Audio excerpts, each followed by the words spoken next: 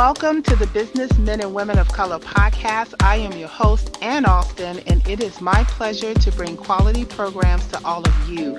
I am excited once again. I can't help it. I'm very excited to have another amazing speaker on here today.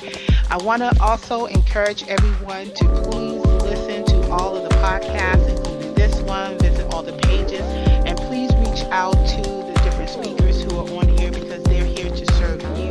There's lots of good information, and if you are a career seeker, this could be the opportunity for you to learn more about that specific industry. Just in case you didn't know what the purpose of the Business Men and Women of Color podcast is, not only to network our businesses, but also to share information that is pertinent for you.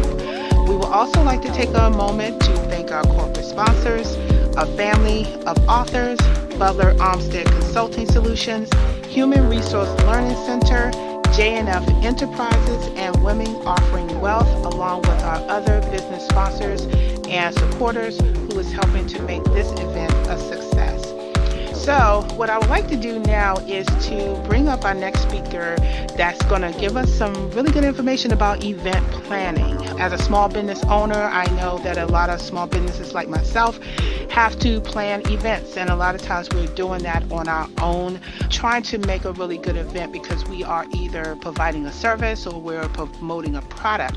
And it's really important to have someone who can help us with the planning so that even if we have low resources, they can still be someone who can give us really good advice so that we can have a really good event and we can get good feedback from the attendees.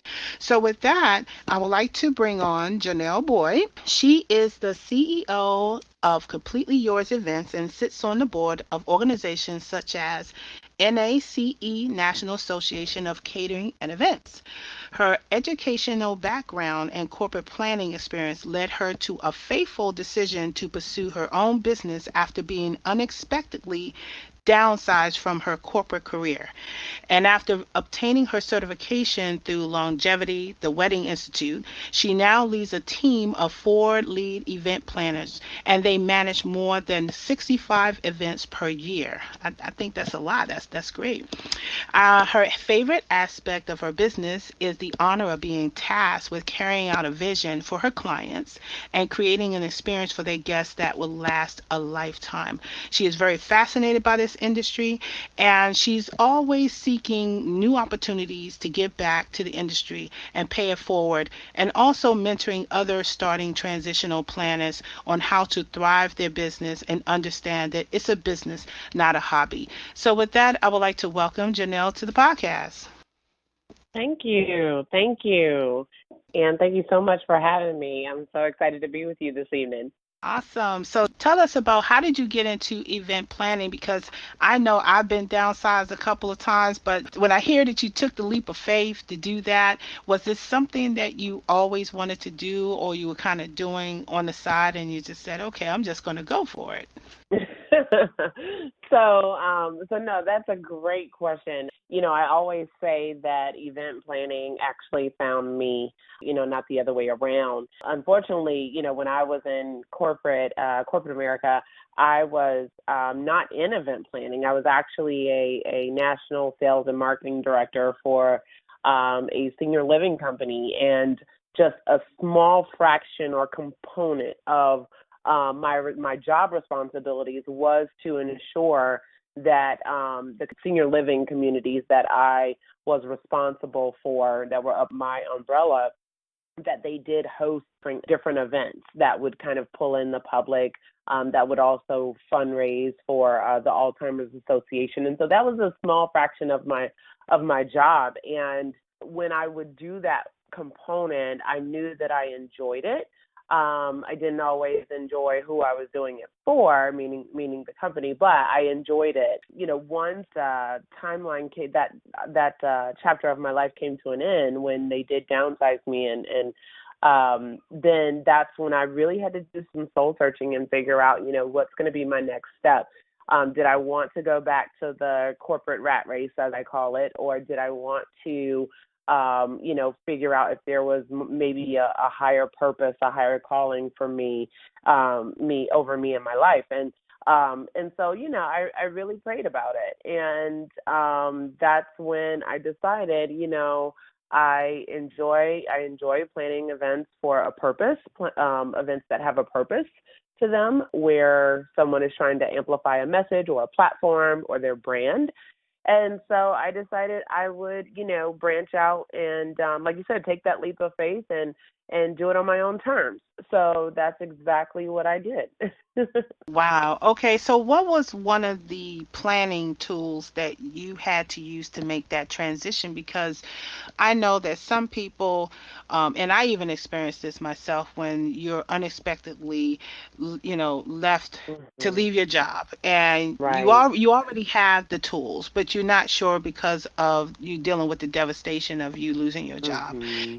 What was some of the things that you were able to use to bounce back and say, this is going to be my plan? Sure.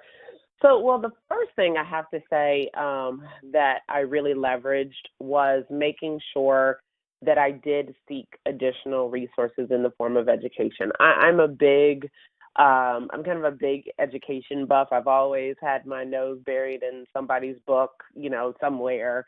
And so I wanted to make sure that I truly, understood the industry that I was looking to now transition to.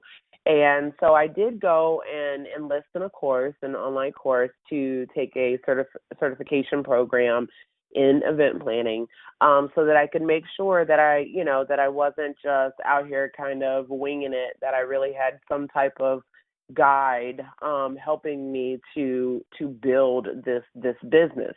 So that was the first thing. Um, the other thing, though, was that I really found out that a lot of the skills that I had acquired and really honed in my corporate position, they were actually very applicable when it came to deciding to start my own business. The fact that I was, doing marketing efforts for my entire region, that translated into my business needing to be able to understand how to go out and market my business. Understanding things like how I would have to do certain networking and align myself at that point in time with different brands that the company wanted to, saw fit to be aligned with. I found myself, looking at it the same way when it was my business, that I was looking at who do I need to align myself with in this market. So, I always tell my mentees that I mentor, I always share with them to don't despise where you are now, because many of them are in the process of transitioning. They haven't fully transitioned out of their 9 to 5. But don't despise where you are, because you never know how that is preparing you for where you're headed. Absolutely, absolutely. And you hit it right on the head, because I can't stress enough that everything you just said in terms of how you planned, how you researched the market, how you aligned your skills to where you need to go is the key to career transition. It really is, because you have to build that roadmap from the beginning to the end. And by you telling your mentees, say, hey, stay where you are. You may not like what you're doing, but you don't know what skills that you're getting or what knowledge you're getting that's preparing you for the next journey. And that's really important for people who are skipping jobs or job hopping, as they say. Mhm. Um, can't always do that. And I know that some jobs may not be right for you, but if you look at the bigger picture of it, look at Mhm. the whole scope and the different, just don't look at your job. Look at people who you Right. work with, because those people who you can align yourself with, as you said earlier, can help you get additional knowledge in something else that might be that thing, that might be that bridge Right. for you. And so that is really awesome that you were able to make that leap. And so after you made this huge leap and you got your first gig to do events, how did that feel for you? Oh, I was elated. I was excited. Well, a combination of things. I was excited, nervous, um, you know, all at the same time. But things really took off fairly quickly. For my business, it took off fairly fast, and that was a blessing. But of course, being a business owner, you always have to make sure you're scaling your business according to the demand, And I just knew right away that I was going to have to, make some decisions about how to grow my business if I wanted it to continue to thrive and to be sustainable. Because I was definitely getting the demand, I was getting the clients, we were booking the events, but I didn't necessarily have the manpower to support the events that I had. So they always say you figure out one thing and then here comes another, and so Right. it's a never ending hamster wheel, so to speak. Hmm. But it was a very exciting time, and like I said, I really just felt very fortunate that things did just kind of take off the way that they did. Not without not obviously not without putting forth a lot of hard work and effort, and just day to day consistency. But it was very rewarding to see the fruits of my labor. Okay. Um, yeah. Okay, awesome. Okay, so I want to ask this question because I think this is just a curiosity for me and it might be for other people. Have you been to like other networking events that kind of just catered to event planners? Yes, absolutely. Okay. How many people would you say, or maybe just a percentage, would you say that African Americans are really in this industry? Are they, you know, what have what has been your experience with that? So, I would say the industry is definitely evolving. Um, there is a good, there's a good percentage of African Americans who are in the event planning industry, at this time. Um, I think where the industry is trying to go, or maybe I should say even needs to go, is understanding how to make the entire industry holistic, understanding how to portray um, a diversified product, a diversified service to the outer the public, basically. I think that in many ways the industry um, is still somewhat segregated, and it's still somewhat um, very lofty in the fact that certain cultures, certain ethnicities don't always see themselves represented in in publications, in magazines, in online blogs. And that's unfortunate because there are very talented African American professionals who are out here doing amazing things to shape and mold the industry. But we just still have a ways to go in order to make this industry appear, and not just appear, but be inclusive. Just be inclusive so that no matter whether you are yellow, brown, purple, straight, LGBT, frumpy, thin, whoever you are, you can look out here and see yourself represented. Okay. So do you think part of that is just feeling like that they would not succeed, or is it just the main part that they just don't see themselves because they don't see any representation in that field? And the reason why I was asking that question because I think what I'm trying to get at is really trying to change people's mindset that regardless of what is represented out there, don't let that stop you from Right. being an event planner or being an IT major or being whatever it is you want to be because you don't see a lot of people like us in that industry. We have Mhm. to make a Mhm. stand to be in that industry. I agree. And whatever the gap is, I want us to start thinking about the resolution to that gap instead of making it bigger and making a bigger gap. I want us to close that gap. Right. Absolutely. No, I agree wholeheartedly with you. I feel like, when you want to see a change, then you need to be the change that you want to see.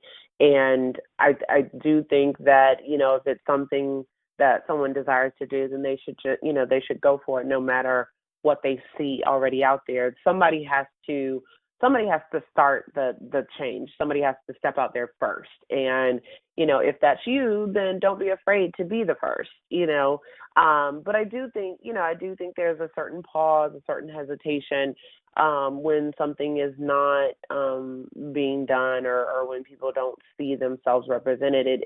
It almost makes it appear as if, oh, well, this is not for for you or not for me. But I agree with you wholeheartedly. I think that if it is something that you're passionate about, if it's something that you feel deep down inside, that you were born to do, that this is your calling, or if it's something that you just want to see, you just want to step out there and dip your toe and see, to see if it's for you, then you should, and I think that platforms like what we have designed and created, as far as the Planner Suite, that is a platform that we founded, my company founded, that is for transitioning and new up and coming planners. It's really a forum, and it's a conference and a series of workshops that they can get involved with, that really, just kind of engages them in what event planning is all about, what's the business part all about. And I think those type of resources are starting to help break down some of those barriers, because it's lessening the intimidation of it. It's lessening the isolation of it. The I don't know because nobody will share, or I don't know because everybody is kind of doing their own thing. I think that really helps people to feel like they have somewhere to go and see if this is what they want to do, or have somewhere to go and ask questions if they just have questions. So those, I do think that's where the tide is starting to turn. Okay, fantastic. Okay, so I kind of want to marry this with what you just said as far as helping the event planners who's up and coming to also people who have businesses, because I think it's important that small businesses that have limited resources like myself is not afraid to get with an event planner to help them build their platform. Because I know one of the things, I mean, for me, I'm good. I can get on the computer and I can come up with marketing material. However, what I think may not be what is best for people who are attending. And I think that's where an event planner can kind of come into play and maybe help in that regard, especially if they have a marketing background such as yourself. I think people need to know that just because you plan events doesn't mean that you just plan events, that you Hmm. have other aspects to planning events. And I kind of wanted you to talk a little bit about that. Yeah, so I think it's really important for small business owners who are thinking about hiring a planner, or maybe want to see, ask questions about, what does that entail. I would say, don't be afraid to reach out and ask a planner, about their services, because you never know how they can partner with you. I think many times, more often than not, most small business owners think that, oh, I can't afford a planner. I'm working with a minimal budget, and I wouldn't be able to hire a planner based on, my budget. Or they think, my event is not a big time event, so it's not something that I would need a planner for. I always like to challenge that thought process, because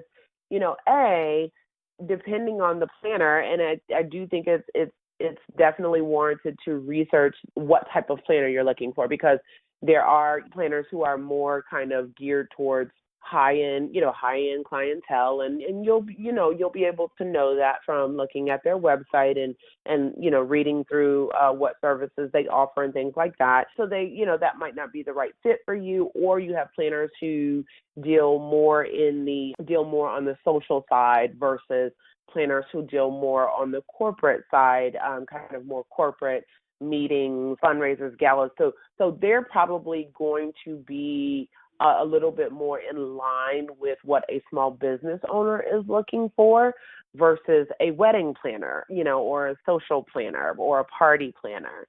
But once you reach out and start inquiring, there are different services, recommended services that they might be able to offer you. While they may not come in and work with you in a full capacity, there might be certain a la carte services that they could provide that would still allow you to be able to make your planning process more efficient. Also, I know many planners do consulting services, like myself. We sometimes will work with an organization, with a company, to actually put together the roadmap for them, and then they will have their internal staff actually execute the plan that we've developed and created with them, so that way they're still getting the benefit of leveraging an expert, the planner as an expert in their field, and making sure that they're going about tackling the event the right way, but yet they can still utilize their own in-house resources by having their own people execute the plan, on the day of the event. So there's a lot of things that planners can do, from negotiating your contracts, negotiations, to just coming in on site on the day of.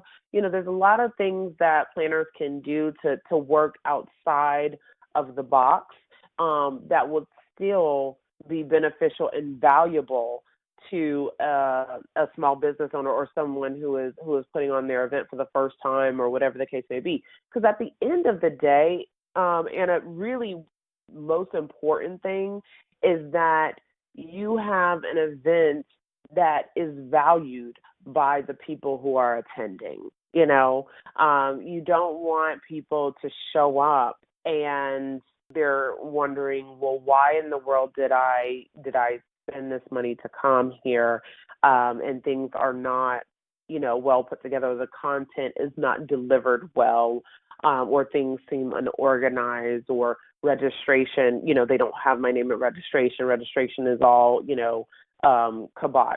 So I think those are the things that I really like to try to remind business owners to think about when they're looking at, can I afford to do this? Awesome. And that is really good points. And I just want to reiterate for people who are listening that Janelle has given us a lot of great reasons why we should be able to get an event planner, from just getting consulting to just asking questions. Don't limit yourself to not asking the question and not having a really good event. And that is really good to know. So tell us about your business and what services that you provide specifically for your clients. Sure. So we actually we are a full scale event planning firm or agency, and we do the coordination, the planning. We also provide design, event design, and small scale marketing efforts for our clients. But inside of that, I listed an array of things, but inside of that, there are so many more detailed things that we do. When it comes to our corporate clients, we can offer the services of, speaker management, sponsorship management, on-site management, registration management. And again, these are things that free your time up and make sure, and while you make sure that you get what I like to say is, well, you make sure you get butts in the seats, because that is what's really important in order Right. You to can't make have an event sure. without people. That's right. You got to have Right. people. And see, Exactly. people need to understand that event planners plan. They don't bring the Mhm. people to your event. So it's Right. really up to you to make sure that you market whatever is going on in your event. And if you have an event planner like Jonelle who has a marketing background, leverage that because in the end, you're responsible for making sure that the people who attend tell other people so that you have more clients. That's right. That's right. Exactly. And you get to focus on those things when you know that you have the correct backup, the correct resources, in your background. It allows you to really focus on those things. I can't tell you how many times a client has said to us, I was actually able to focus on, handling my meeting and greeting my sponsors, sitting and talking with them, talking about new business developments for the future, because I knew that you guys had everything else covered. And that, and not only does that mean so much to the client, but it also in turn means so much to your sponsors, because sponsors recognize when someone has invested in their event, and when they are investing their time, energy, efforts, resources, financial resources into your event. They want to see where, how and where you are, spending these resources. Are you taking these resources seriously, and are you then producing the type of results that you should be? So they look at all of these things as well. And so it's, yeah, I just can't stress the importance of it enough. Yeah, it is very important. I mean, even the sponsors for this event, I make sure that they understand and see where I'm going, and I make sure that people see that their money is being utilized to further promote the event because for me, the podcast is an important aspect. And while Hmm. everybody is volunteering their resources, there has to be some give and take. So as a business owner, we all understand give and take. So you have to step up to the plate and really make sure that you invest wisely in your sponsorships. And when you have an event planner, that is one avenue that you are showing your investment. So I want to make sure we do that. So Janelle, let me ask you, as a business owner, what do you need from people who are listening to this podcast or other network people that is in this podcast specifically? What do you need from them to help your company thrive? Well, I am a big believer in just building relationships. I think that majority of our business comes from referrals, and it's through the channels and the networks that we have built solid relationships, that people have either seen our work or they have taken time to reach out, and we've gotten to know them, and vice versa. And they have extended that arm to see how they can be of service by referring us or utilizing us for their own business. And we in turn always ask, how can we be of service, to our network and partners that we've established relationships with. So it's really just about helping each other, growing together, and I think, in today's time, especially as an entrepreneur and a small business owner, I just think relationships are vital. Having those strategic relationships that are solid, and that are vested in where you are trying to take your business, and you are vested in where they're trying to take their business. And it's not what can you do for me? It's what can we do for each other? Wow, and that's really great. And you're located in Georgia, right? No, we're in the DMV. We're actually Oh, in you're in Alexandria, DMV. Virginia. Yes. Okay, all right. I want to make sure we get that right. Okay, so everybody, she is in the DMV area. I don't know why I thought she was in Georgia, but she's right here. Well, that's actually where I'm from, so that might be. Oh, I'm okay. originally from Atlanta, Georgia. Yeah. Okay, so you basically travel all over, right? You travel all We over to. do. Okay, Yes, so I just want to make sure people know that this podcast, just like Janelle, she's not limited to just the Washington D.C. area.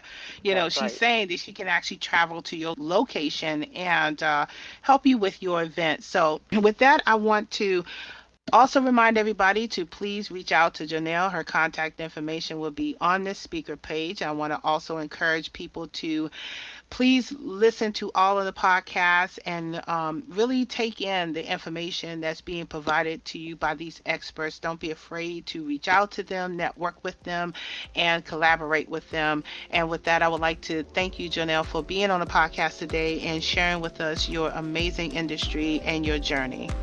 Thank you, and thank you so much for just creating this platform for business owners like myself.